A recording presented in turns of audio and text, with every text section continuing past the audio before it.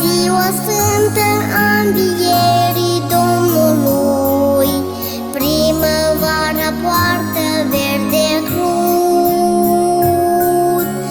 Oamenii zâmbesc privind spre volta cerului, din înalturi îngeri se aud.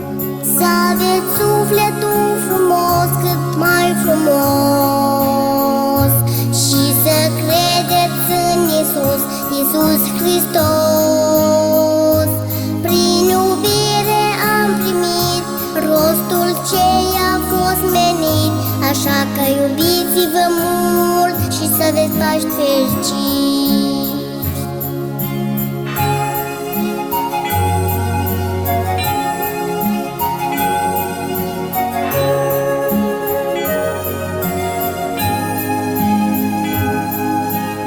Azi e ziua sfântă a învierii Domnului, candelele ard în Zbăvitor. Oamenii zâmbesc privind spre volta cerului, din înalturi îngeri se aud.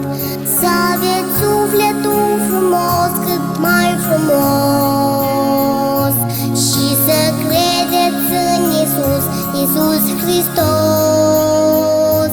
Prin iubire am primit rostul ce a fost menit, așa că iubiți-vă mult și să aveți Paști fericiți.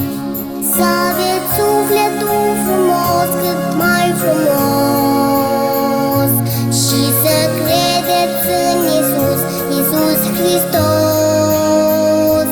Prin iubire am primit rostul ce a fost menit, așa că iubiți-vă mult și să aveți Paști fericiți.